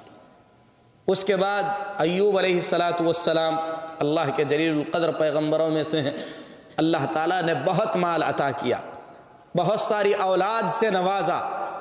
آزمائش کے طور پر اللہ تبارک و تعالیٰ نے مال سے بھی ایوب علیہ السلام کو مال بھی لے لیا اور اولاد بھی لے لیا، ساری کی ساری اولاد بھی جو ہے چلی گئی، یہاں تک کہ ایوب علیہ السلام کو بیماری میں مبتلا کیا گیا، اور بیماری بھی ایسی تھی جو ان کے پورے جسم کے اعضاء میں پھیل چکی تھی۔ جسم کا کوئی حصہ ایسا نہیں تھا جس میں بیماری نہ داخل ہو سوائے زبان کے اور دل کے۔ لیکن اتنی بڑی آزمائش کے آنے کے بعد ذرا تصور کرے آدمی، ایک آدمی مالدار ہو، صاحب اولاد ہو، آرام کی زندگی بسر کر رہا ہو، اس کا مال چھن جائے، اولاد ایک ایک کر کے دنیا سے ختم ہو جائے، اس کے بعد وہ خود بھی بیمار ہو جائے اور بیماری اتنی بڑھ جائے کہ کوئی اس کے ساتھ رہنا پسند نہ کرے، سارے کے سارے لوگوں نے ساتھ چھوڑ دیا سوائے ایوب علیہ السلام کی بیوی کے۔ اس وقت اللہ کے نبی ایوب علیہ السلام نے اللہ سے دعا کی۔ دعا بھی کتنے عجیب ڈھنگ سے ایوب علیہ السلام نے کی۔ اللہ فرماتا ہے قال رب انی مسنی الضر وانت ارحم الراحمین، اے اللہ مجھے تکلیف پہنچی ہے، تو سب سے زیادہ رحم کرنے والا ہے، اب جو کرنا ہے تو کر۔ ایوب علیہ السلام نے کوئی چیز نام لے کر نہیں مانگی، اللہ کے ساتھ کمال ادب ہے۔ اللہ تبارک و تعالی نے ایوب علیہ السلام سے لی ہوئی ساری چیزیں اور اس جیسی اور چیزیں بھی عطا کیا۔ یہ معجزہ تھا ایوب علیہ السلام کا۔ اللہ فرماتا ہے وَآتَيْنَاهُ أَهْلَهُ وَمِثْلَهُمْ مَعَهُمْ، ہم نے ایوب کو ان کے اہل و عیال لوٹا دیے اور اس جیسی ایک اور چیز بھی ہم نے دی، رحمۃ من عندنا، یہ ہماری طرف سے بطور رحمت کے تھا، وذکریٰ للعابدین، اور عبادت گزاروں کے لیے یہ اللہ کی طرف سے یاد رکھنے والی چیز ہے۔ اللہ تبارک و تعالی نے ایوب علیہ السلام کی بیماری کو صحت سے بدل دیا، آپ کو حسن و جمال اللہ تبارک و تعالی نے عطا کیا، ظاہری بھی باطنی بھی۔ کثیر مال اللہ تعالی نے دیا، مال میں اس قدر کثرت دی گئی، ابن کثیر رحمت اللہ علیہ فرماتے ہیں حتی صب له من المال صبا مطرا عظیما جرادا من الذهب، اللہ تعالیٰ نے ان پر مال کو انڈھیل دیا، بارش کی طرح مال ان پر برسایا گیا، سونے کی ٹڈیاں برسنے لگیں۔ یہ اللہ کی طرف سے معجزہ تھا جو اللہ تعالیٰ نے ایوب علیہ السلام کو عطا کیا، اور یقیناً ایوب علیہ السلام اللہ تبارک و تعالیٰ کے بہت ہی زیادہ شکر گزار اور عبادت گزار بندے تھے۔ یونس علیہ السلام اللہ تبارک و تعالیٰ نے نینوا موصل کی جگہ پر نبی بنا کر بھیجا، آپ نے لوگوں کو ڈرایا، اللہ کے طرف بلایا، قوم کے لوگوں نے جب بات ماننے سے انکار کیا تو اللہ کے نبی یونس علیہ السلام انہیں عذاب کا وعدہ دے کر اللہ تبارک و تعالیٰ کے حکم سے پہلے وہاں سے چل پڑے۔ اللہ تبارک و تعالیٰ نے یونس علیہ السلام کو مچھلی کے پیٹ میں قید کر دیا۔ قرآن میں اللہ تبارک و تعالیٰ فرماتا ہے وَإِنَّ يُونُسَ لَمِنَ الْمُرْسَلِينَ إِذْ أَبَقَ إِلَى الْفُلْكِ الْمَشْحُونِ، یونس رسولوں میں سے ہیں علیہ السلام، جب لدی ہوئی کشتی کی طرف بھاگ چلے، فَكَانَ مِنَ الْمُدْحَضِينَ، جب جا کر وہاں پر پہنچے کشتی ڈوبنے کو تھی، واقعہ طویل ہے، قرآن اندازی ہوئی، یونس علیہ السلام کا نام قرآن میں نکلا، جس کے بعد یونس علیہ السلام کو پانی میں پھینک دیا گیا۔ جب آپ کو پانی میں ڈال دیا گیا، اللہ فرماتا ہے فَالْتَقَمَهُ الْحُوتُ وَهُوَ مُلِيمٌ، مچھلی نے یونس کو اپنا لقمہ بنا لیا اور وہ بالکل بیمار اور کمزور کر دیے گئے، مچھلی کے پیٹ میں رہے۔ اللہ تبارک و تعالیٰ نے آپ پر کرم کیا، اللہ تعالیٰ نے آپ کو تسبیح کی توفیق عطا فرمائی، مچھلی کی پیٹ میں تسبیح کرتے رہے۔ یونس علیہ السلام کی تسبیح کو اللہ تبارک و تعالیٰ نے سن لی۔ قرآن میں اللہ فرماتا ہے فَلَوْلَا كَانَتْ قَرْيَةٌ آمَنَتْ نَفَعَهَا إِيمَانُهَا إِلَّا قَوْمَ یونس، اگر کوئی قوم عذاب کی دھمکی دی جانے کے بعد ایمان قبول کر لی ہے اور اسے اس کے ایمان سے فائدہ ہوا ہے تو وہ صرف یونس علیہ السلام کی قوم ہے۔ یونس علیہ السلام نے تسبیح کی، اللہ تبارک و تعالیٰ نے آپ کی تسبیح کو سن لی، فرمایا فَلَوْلَا أَنَّهُ كَانَ مِنَ الْمُسَبِّحِينَ لَلَبِثَ فِي بَطْنِهِ إِلَى يَوْمِ يُبْعَثُونَ، اگر وہ اللہ کی تسبیح نہ کرتے تو مچھلی کے پیٹ میں قیامت تک کے لیے انہیں چھوڑ دیا جاتا۔ اللہ تعالیٰ نے یونس علیہ السلام کو مچھلی کے پیٹ میں رکھا، کتنے دن رہے اس کا علم اللہ کے پاس ہے، کہیں واضح نہیں کیا گیا۔ بعض روایات کے مطابق جو سلف سے ہیں، یعنی تفسیری روایات ہیں، ہو سکتا ہے اسرائیلیات سے ہو 3 دن رہے، بعض کے مطابق 1 دن رہے۔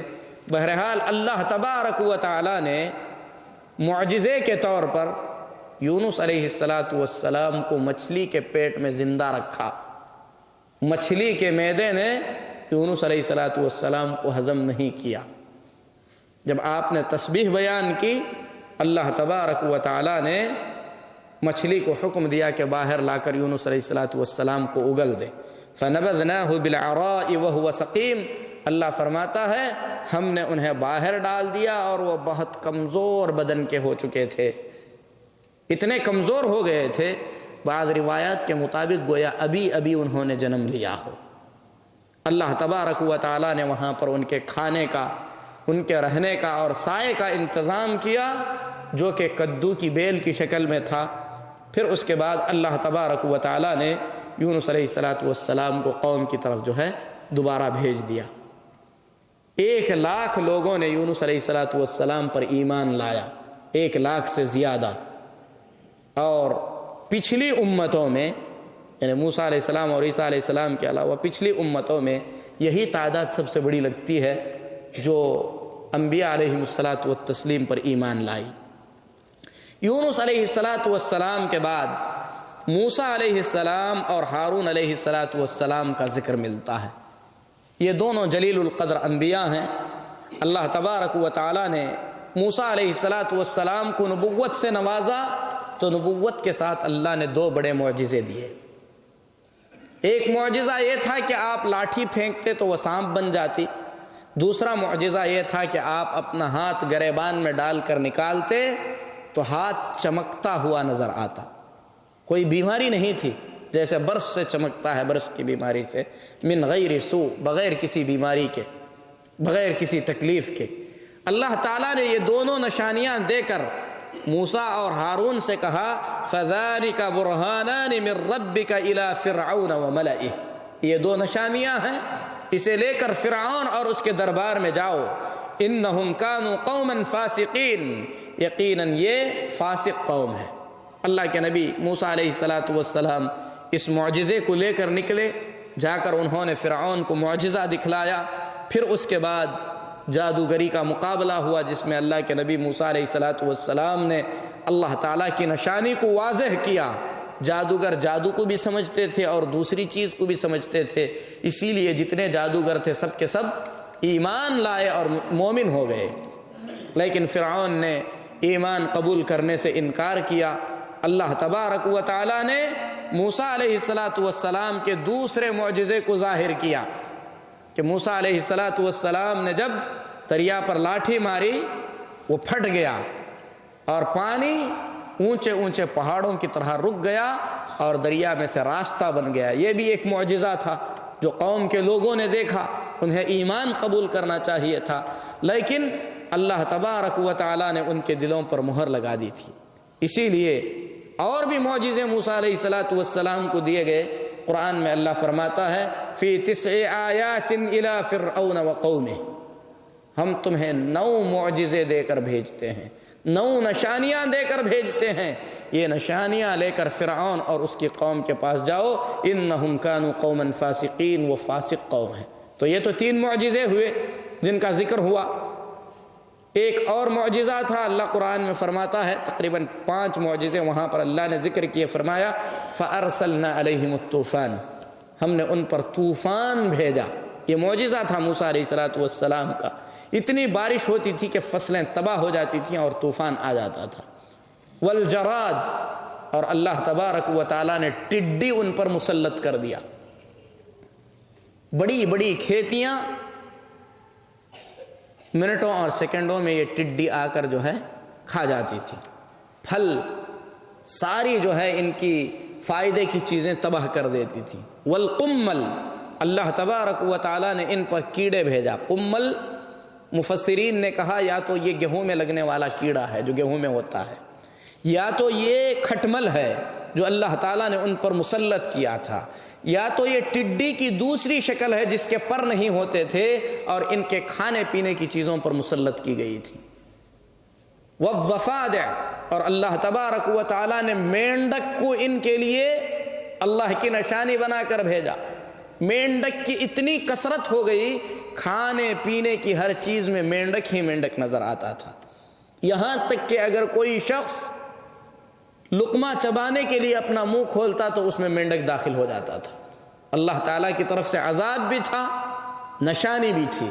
والدم، اور اللہ تبارک و تعالیٰ نے ان پر خون کا عذاب بھیجا۔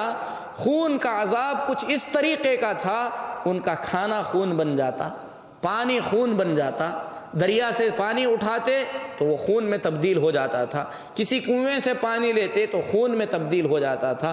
اللہ تعالیٰ کی طرف سے عذاب تھا، اللہ تبارک و تعالیٰ کی طرف سے جو ہے نشانی بھی تھی۔ اور معجزے دیے گئے موسیٰ علیہ السلام کو۔ جبل طور کا عظیم معجزہ ہے، جب یہ لوگ جو ہے دریا پار کر کے آئے، اللہ تعالیٰ نے موسیٰ علیہ السلام کو تورات دیا۔ تورات لا کر اللہ کے نبی موسیٰ علیہ السلام نے قوم کو دیا، سمجھایا کہ یہ اللہ تعالیٰ کے احکامات ہیں، اسے قبول کرو۔ تو قوم کے لوگوں نے کیا کہا؟ لن نؤمن لک حتی نری اللہ جہرا، جب تک اللہ کو ہم اپنی آنکھوں سے نہیں دیکھیں گے ایمان نہیں لائیں گے۔ اللہ کے نبی موسیٰ علیہ السلام اللہ تبارک و تعالیٰ سے وعدہ لے کر قوم کو طور کے پاس لے گئے۔ اللہ تبارک و تعالیٰ نے موسیٰ علیہ السلام کی قوم سے کہا کہ اس تورات کو لو اور اس تورات کے احکامات پر عمل کرو۔ مفسرین کہتے ہیں، یہودیوں نے کہا، موسیٰ کی قوم نے کہا، اس میں کیا لکھا ہوا ہے؟ اگر اس کے احکام آسان ہیں تو ہم مانیں گے، اگر اس میں سختی ہے تو ہم نہیں مانیں گے۔ جب طور کے پاس پہنچے، قرآن پاک میں اللہ فرماتا ہے وَرَفَعْنَا فَوْقَكُمُ الطُّورَ، طور پہاڑ کو ہم نے تمہارے سروں پر لا کر کھڑا کر دیا، پہاڑ اٹھا دیا گیا، فرشتوں نے پہاڑ کو اٹھا لیا، ان کے سر پر پہاڑ جو ہے لا کر رکھ دیا گیا۔ دوسرے جگہ پر اللہ فرماتا ہے وَإِذْ نَطَقْنَا الْجَبَلَ فَوْقَهُمْ كَأَنَّهُ ظُلَّةٌ، جب پہاڑ ان کے سروں پر اٹھا دیا گیا، سائے کے مانند ان کے سروں پر آ گیا، فَظَنُّوا أَنَّهُ وَاقِعٌ بِهِمْ، جب انہیں یقین ہو گیا کہ اب پہاڑ ہم پر گرا دیا جائے گا۔ یعنی بڑے معجزے دیے گئے، اللہ نے تمہیں من و سلوا دیا، بہت ساری نعمتیں دیا، اللہ کے نبی موسیٰ کو تورات دیا، تمہیں فرعون کے ظلم سے بچایا، اتنی ساری چیزیں دیکھنے کے باوجود بھی ابھی تک تمہارے جو ہے کارکردگیاں ختم نہیں ہوئیں، تو یقیناً یہ قوم سختی سے ماننے والی تھی، اسی لیے اللہ تعالیٰ نے پہاڑ کو ان پر اٹھا دیا۔ جب انہوں نے دیکھا کہ پہاڑ اب ان پر گرا کر ہلاک کر دیے جائیں گے، اللہ تبارک و تعالیٰ نے اس کے بعد حکم دیا خذوا ما آتیناکم بقوہ، جو کتاب ہم تمہیں دے رہے ہیں اب اسے مضبوطی سے تھام لو۔ جب انہوں نے دیکھا کہ پہاڑ گرنے والا ہے، اگر نہیں مانیں گے ہلاک ہو جائیں گے، تو فوراً سجدے میں گر گئے، کہا کہ ہم مان لیتے ہیں۔ اور سجدہ بھی انہوں نے کیسا کیا؟ بعض تابعین کہتے ہیں کہ اپنی ایک آنکھ کو اٹھا کر پہاڑ کی طرف دیکھ رہے تھے کہ کہیں گر تو نہیں جائے گا۔ اسی لیے یہودیوں کا سجدہ آج تک ایسا ہی ہوتا ہے، سجدہ کرتے ہوئے اوپر کی طرف دیکھتے ہیں اور کہتے ہیں کہ اسی طریقے کے سجدے سے ہمیں نجات ملی تھی۔ تو یہ اللہ تعالیٰ کی طرف سے ایک معجزہ تھا کہ پہاڑ جیسی چیز کو اللہ تعالیٰ نے ان کے سروں پر لا کر کھڑا کر دیا۔ موسیٰ علیہ السلام کے معجزات میں سے ایک اور معجزہ یہ ہے کہ موسیٰ علیہ السلام کی قوم میں قتل ہو گیا۔ جب قتل ہو گیا تو قاتل جو مقتول تھا، جسے مارا گیا تھا، اس کے بھائی کا بیٹا موسیٰ علیہ السلام کے پاس آیا اور کہا کہ میرے چچا کو کسی نے مار دیا ہے، آپ اس کا فیصلہ کیجئے۔ اللہ کے نبی موسیٰ علیہ السلام نے قوم کے لوگوں میں سے پوچھا کہ کسی کو اگر قاتل کا پتہ ہے تو بتلا دے۔ کسی نے زبان نہیں کھولا۔ اللہ کے نبی موسیٰ علیہ السلام نے اللہ کے حکم سے قوم سے کہا کہ اللہ حکم دیتا ہے ایک گائے ذبح کرو۔ اس میں انہوں نے 1000 سوالات کیے، کوئی بھی گائے لا کر ذبح کر دیتے تو کافی تھا، لیکن انہوں نے کہا کیا تم ہمارے ساتھ مذاق کر رہے ہو؟ اللہ کے نبی موسیٰ علیہ السلام نے کہا اعوذ باللہ ان اکون من الجاہلین، میں جاہلوں میں سے نہیں ہوں۔ جاہلوں میں سے ہو جاؤں، اس سے اللہ کی پناہ مانگتا ہوں۔ بہرحال سورہ بقرہ میں اللہ نے تفصیل سے قصہ بیان کیا، آخر میں انہوں نے گائے ذبح کی۔ اللہ کے نبی موسیٰ علیہ السلام نے حکم دیا فَقُلْنَا اضْرِبُوهُ بِبَعْضِهَا، اس کا تھوڑا سا حصہ لے کر جو مارا گیا ہے اس کے جسم پر مار دو۔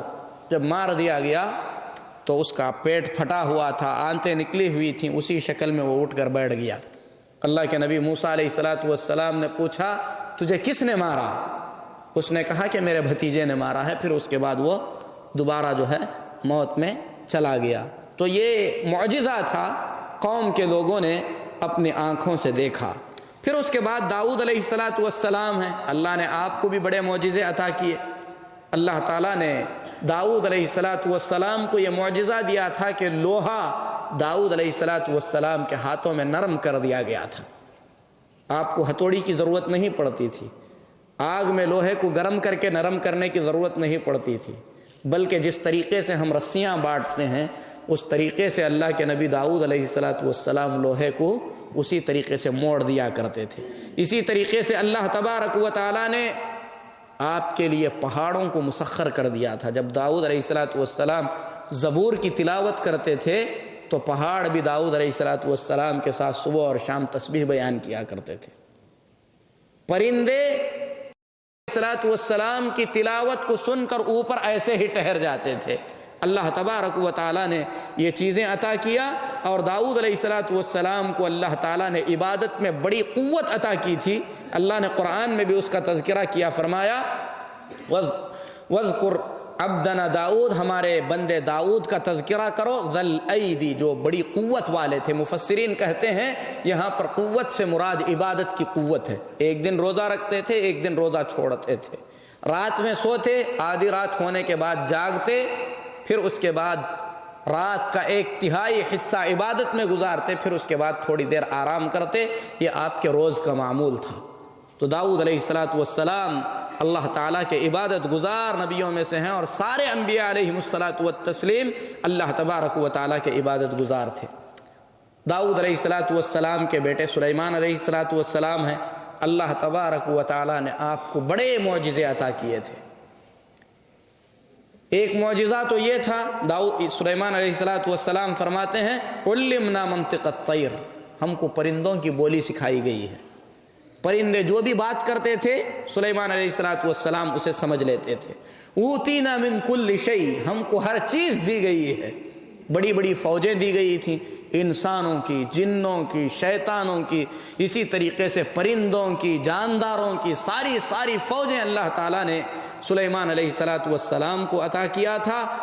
سمجھ، اللہ تبارک و تعالیٰ نے قضایا جو فیصلے ہوتے تھے اس میں صحیح سمجھ، یہ ساری چیزیں اللہ تعالیٰ نے عطا کی تھیں، اور ان تمام چیزوں کے ساتھ اللہ تعالیٰ نے سلیمان علیہ السلام کو ہواؤں پر بھی کنٹرول عطا کیا تھا۔ اور اس کی وجہ یہ ہے کہ سلیمان علیہ السلام گھوڑوں کی دیکھ بھال میں لگ گئے، آپ کی نماز ضائع ہو گئی۔ جب آپ نے نماز میں تاخیر کی تو سلیمان علیہ السلام نے اپنے پورے گھوڑے ذبح کر دیے، کیونکہ انہوں نے اللہ کے ذکر سے انہیں غافل کر دیا تھا۔ تو اللہ تبارک و تعالیٰ نے سلیمان علیہ السلام کو اس کے بدلے میں ہواؤں پہ کنٹرول عطا کیا۔ امام ابن کثیر رحمۃ اللہ علیہ فرماتے ہیں کہ سلیمان علیہ السلام کا ایک بڑا تخت تھا جو لکڑیوں سے بنا ہوا تھا، اس میں ساری چیزیں رکھی جاتی تھیں، فوجوں کو سوار کرایا جاتا تھا، جو سامان آپ لے جانا چاہتے ہیں، یہاں تک کہ بڑے بڑے گھر جنات اٹھا کر اس میں رکھ دیتے تھے، اور سلیمان علیہ السلام ہواؤں کو حکم دیتے تو اسے لے کر اڑتے۔ جو مسافت مہینے بھر میں طے کی جاتی ہے، ایک دن میں سلیمان علیہ السلام اس مسافت کو طے کر لیتے تھے، اور جہاں پر حکم ہوتا تھا سلیمان علیہ السلام کا، ہوائیں وہاں پر لے جا کر اس چیز کو پہنچا دیا کرتی تھیں۔ یہ معجزہ تھا جو اللہ تعالیٰ نے سلیمان علیہ السلام کو عطا کیا۔ اسی طریقے سے جنات آپ کے کنٹرول میں تھے، شیاطین آپ کے کنٹرول میں تھے، کچھ ایسے تھے جو کام پر لگے ہوئے تھے، کچھ ایسے تھے جو نافرمانی کی وجہ سے زنجیروں میں جکڑ دیے گئے تھے۔ تو اللہ تبارک و تعالیٰ نے پورے جنات اور پورے شیطانوں کو سلیمان علیہ السلام کے ماتحت کر دیا تھا۔ زکریا علیہ السلام اللہ تبارک و تعالیٰ نے آپ کو یہ معجزہ عطا کیا کہ زکریا علیہ السلام بڑھاپے میں آپ نے اولاد کی تمنا کی، اللہ تبارک و تعالیٰ نے آپ کو اولاد عطا کیا، جبکہ آپ کی بیوی بانجھ تھی، آپ بڑھاپے میں داخل بلکہ بہت بوڑھے ہو چکے تھے۔ آپ نے دعا کرتے ہوئے فرمایا واشتعل الرأس شیبا، اے اللہ میرا سر جو ہے سر سے سفید ہو چکا ہے۔ اللہ تبارک و تعالیٰ نے زکریا علیہ السلام کو اس بڑھاپے کی عمر میں اولاد عطا کیا۔ بعض مفسرین کے مطابق 77 سال کے تھے، بعض کے مطابق اس سے زیادہ عمر کے تھے، اور ان کی بیوی بھی تقریباً اسی عمر کی تھی۔ جب اللہ کے ملائکہ نے آپ کو اولاد کی بشارت دی تو زکریا علیہ السلام نے کہا کہ اے اللہ مجھے اولاد کیسے ہوگی جبکہ میری بیوی بھی بانجھ ہے اور میں بھی بوڑھا ہو چکا ہوں؟ اللہ نے فرمایا اس کی نشانی یہ ہے کہ تم 3 دن تک بات نہیں کر سکو گے۔ سب کچھ صحیح تھا، کوئی بیماری نہیں تھی، لیکن اللہ تعالیٰ نے نشانی کے طور پر 3 دن تک کے لیے زکریا علیہ السلام کو بات کرنے کا جو ملکہ ہے وہ ملکہ چھین لیا، لیکن اللہ کی تسبیح بیان کرتے رہے۔ اس کے بعد اللہ کے نبی عیسیٰ علیہ السلام ہیں، آپ کے معجزات بہت زیادہ ہیں۔ آپ کی پیدائش بذات خود ایک معجزہ ہے، بغیر باپ کے آپ پیدا ہوئے۔ پیدا ہونے کے بعد آپ نے اپنی ماں کے گود میں بات کی، کہا انی عبداللہ، میں اللہ کا بیٹا ہوں، میں اللہ کا بندہ ہوں۔ آتانی الکتاب وجعلنی نبیا، اللہ نے مجھے کتاب دیا ہے اور نبی بنایا ہے۔ یہ تو معجزے بچپن میں ہی ظاہر ہو چکے، جب نبوت سے نوازے گئے اور اللہ کے نبی عیسیٰ علیہ السلام نے اپنی قوم کو اللہ تعالیٰ کی طرف بلایا، انجیل کی تعلیمات دیں، تورات کی طرف لوٹنے کے لیے کہا، تو اس وقت آپ نے اور بھی بہت سارے معجزے ظاہر کیے۔ مٹی کے پرندے بناتے تھے اور اس میں پھونکتے تھے تو اللہ کے حکم سے وہ پرندہ بن کر اڑنے لگتے تھے۔ کسی اندھے پر ہاتھ پھیرتے تو اس کی آنکھیں لوٹ آتی تھیں۔ کسی برس والے یعنی جس کی جلد سفید اور کالی ہے اس کے جلد پر ہاتھ پھیر دیتے تھے تو وہ صحیح ہو جاتا تھا۔ بلکہ اللہ تبارک و تعالیٰ نے آپ کو اس سے بھی بڑا معجزہ عطا کیا کہ اللہ کے حکم سے مردوں کو زندہ کرتے تھے۔ قرآن میں اللہ تعالیٰ نے ان تمام معجزات کا ذکر کیا ہے۔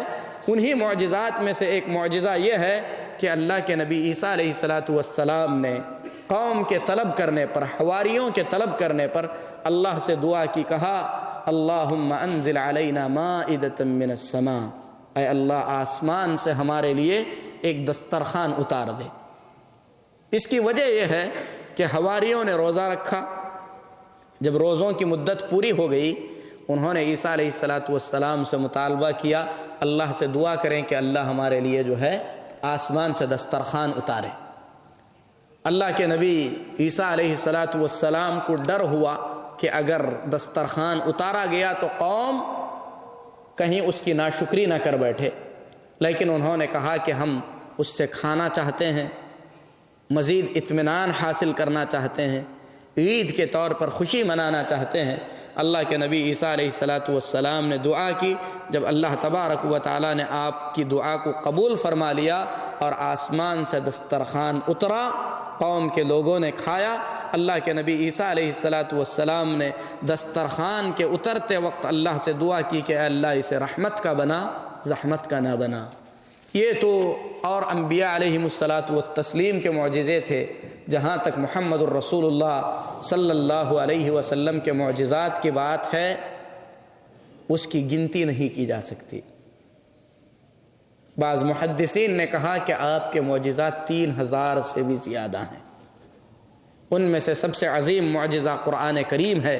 اللہ نے اسے اتارا، فرمایا قل ان کنتم فی ریب مما نزلنا علی عبدنا فأتوا بسورۃ من مثلہ، ہم نے اپنے بندے پر جو کلام اتارا ہے اس سلسلے میں اگر تمہیں شک ہے تو اس جیسی ایک صورت لے آؤ۔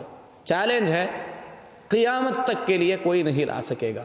اسراء اور معراج، آپ کو اللہ تبارک و تعالیٰ نے رات کے ایک چھوٹے سے حصے میں مکہ مکرمہ سے بیت المقدس سے 7واں آسمان، پھر اس کے بعد مکہ تک واپس کرایا، یہ آپ کا معجزہ ہے۔ اور یہ جو معجزہ ہے یہ کوئی خواب نہیں تھا جو آپ نے دیکھا، ورنہ انبیاء کے خواب بھی سچے ہوتے ہیں، لیکن آپ صلی اللہ علیہ وسلم کی مبارک ذات کو آپ کے جسم اطہر کے ساتھ 7 آسمانوں پر لے جایا گیا۔ وہاں پر آپ نے اللہ تبارک و تعالیٰ سے بات چیت کی، پھر اس کے بعد آپ کو جو ہے دوبارہ زمین پر بھیجا گیا۔ آپ کے عظیم معجزات میں سے ایک معجزہ چاند کا پھٹ جانا ہے۔ قرآن میں اللہ فرماتا ہے اقتربت الساعۃ وانشق القمر، قیامت قریب آ چکی اور چاند پھٹ گیا۔ بخاری اور مسلم میں عبداللہ بن مسعود رضی اللہ تعالی عنہ سے روایت ہے انشق القمر علی عہد النبی صلی اللہ علیہ وسلم شقین، نبی صلی اللہ علیہ وسلم کے زمانے میں چاند 2 ٹکڑوں میں الگ الگ ہو گیا۔ بہت سارے لوگوں نے دیکھا، اللہ کے نبی صلی اللہ علیہ وسلم نے صحابہ کو بھی دکھایا، اہل مکہ کو بھی دکھایا، فرمایا اشہدوا، گواہ رہو۔ تو چاند کا پھٹنا حقیقی معجزہ ہے، اور اس سلسلے میں بہت ساری حدیثیں ہیں۔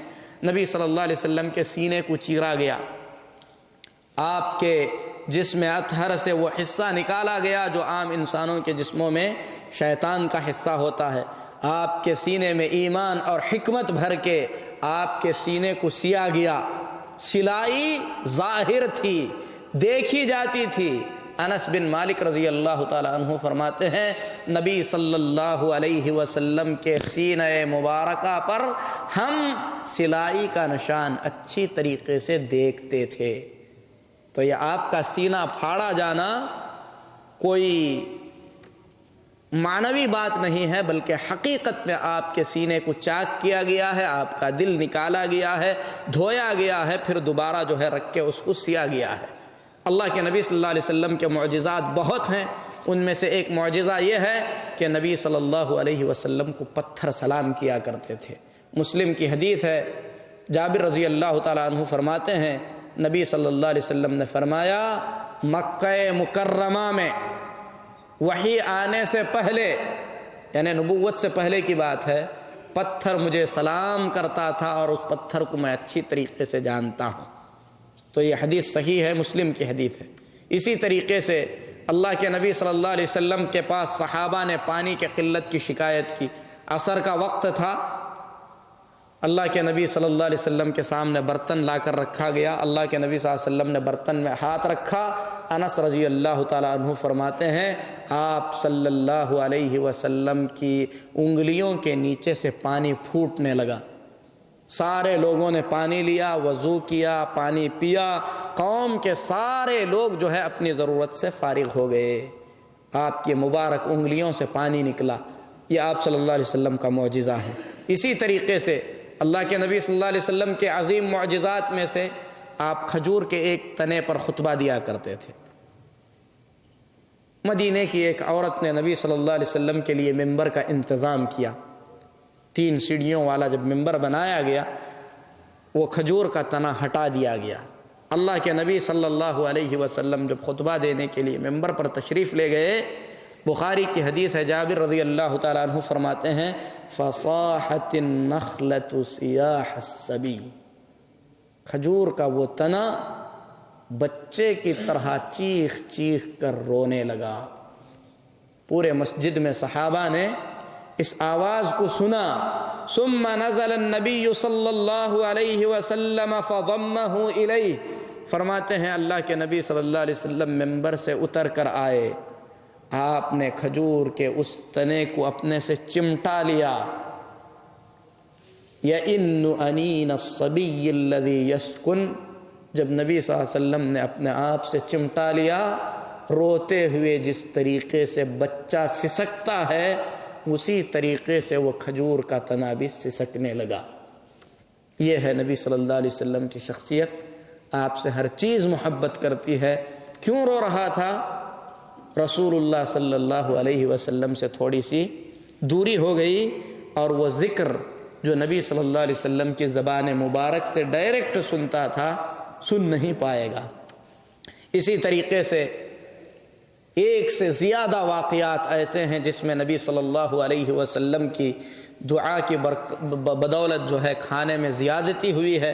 انہی میں سے ایک واقعہ بخاری اور مسلم میں ہے۔ انس رضی اللہ تعالیٰ عنہ فرماتے ہیں خندق کے موقع پر ابو طلحہ رضی اللہ تعالی عنہ نے نبی صلی اللہ علیہ وسلم کو بھوک کی حالت میں دیکھا، آ کر اپنی بیوی ام سلیم سے کہنے لگے لقد سمعت صوت رسول اللہ صلی اللہ علیہ وسلم ضعیفا اعرف فیہ الجوع، نبی صلی اللہ علیہ وسلم کی آواز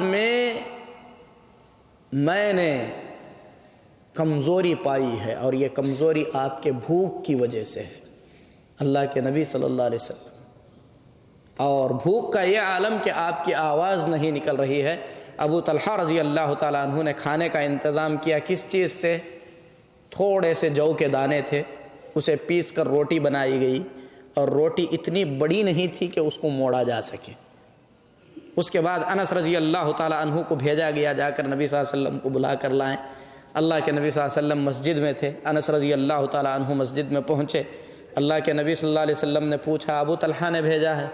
کہا کہ ہاں۔ کہا کھانے کے لیے؟ کہا کہ ہاں۔ اللہ کے نبی صلی اللہ علیہ وسلم نے صحابہ سے کہا چلو ابو طلحہ کے گھر چلتے ہیں۔ صحابہ جب چل پڑے، ابو طلحہ رضی اللہ تعالیٰ عنہ نے دیکھا نبی صلی اللہ علیہ وسلم کے ساتھ 80 سے زیادہ صحابہ تشریف لائے ہیں۔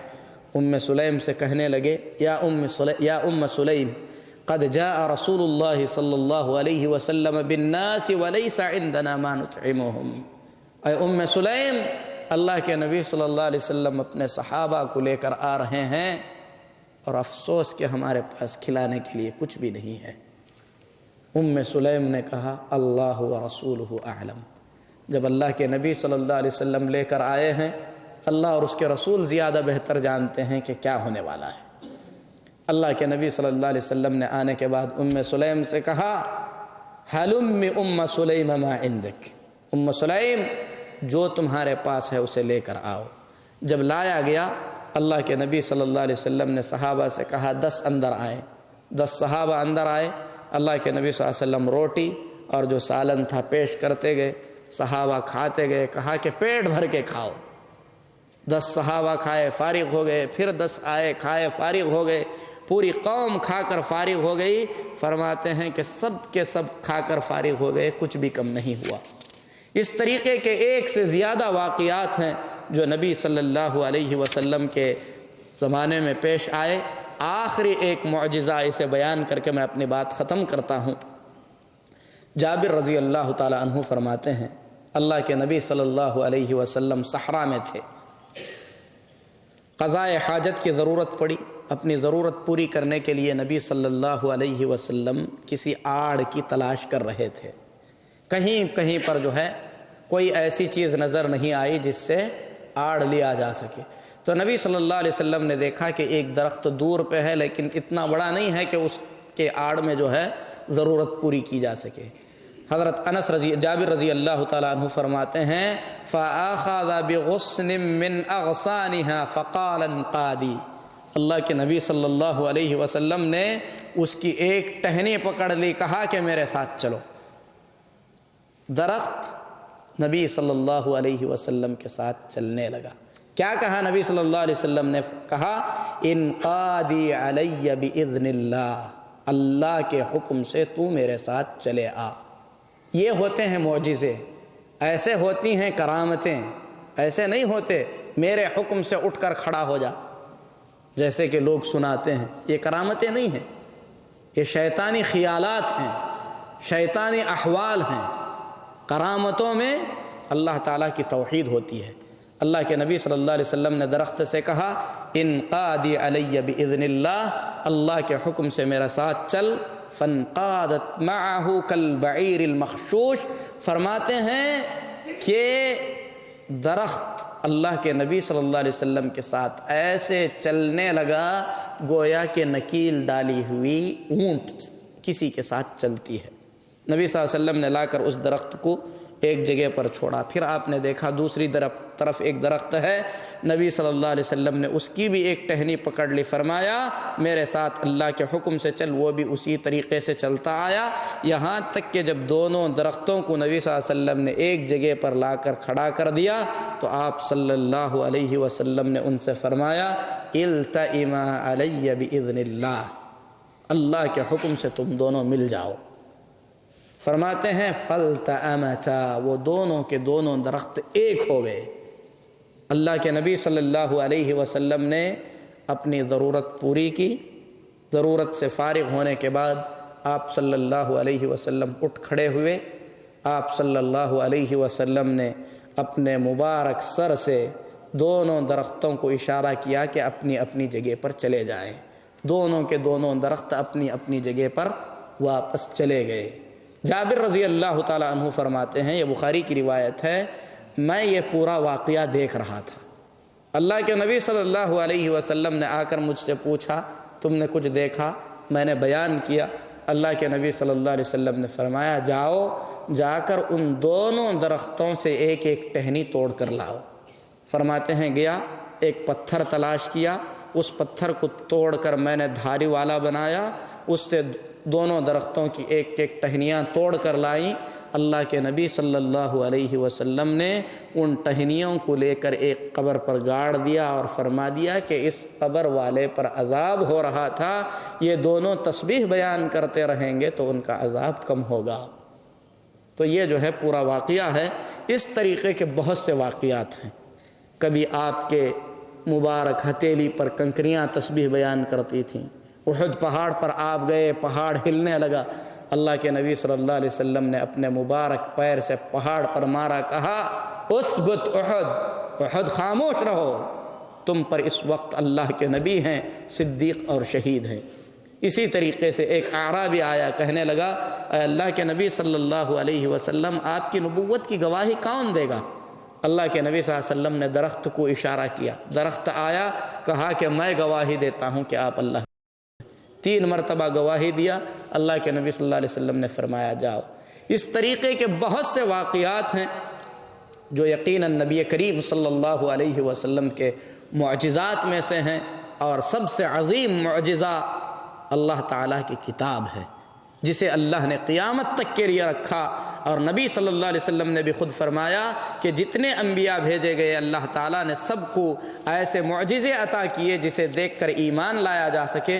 مجھے اللہ تبارک و تعالیٰ نے جو نشانی دی ہے وہ اللہ تبارک و تعالیٰ کا کلام ہے، اور مجھے امید ہے کہ اللہ تبارک و تعالیٰ مجھے سب سے زیادہ جو ہے امتی عطا کرے گا۔ یقیناً قیامت کے دن نبی کریم صلی اللہ علیہ وسلم پر نبی صلی اللہ علیہ وسلم کی امت کو کثیر کرے گا۔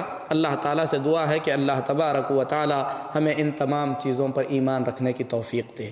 انہی معجزات سے ملی ہوئی چیزیں جسے کرامات کہا جاتا ہے، انشاءاللہ اگلے درس میں اولیاء کی کرامات اور شیطانوں کے جو کام ہوتے ہیں، ان دونوں چیزوں کا جو ہے بیان ہوگا۔ اللہ سے دعا ہے کہ اللہ تعالی ہمیں حق کو سمجھنے کی توفیق دے، حق پر اللہ تبارک و تعالی ہمیں قائم رکھے، اللہ تبارک و تعالی اسی پر ہم تمام کو باقی رکھے، آمین۔ وصلی اللہ علی نبینا محمد وعلی آلہ وصحبہ اجمعین۔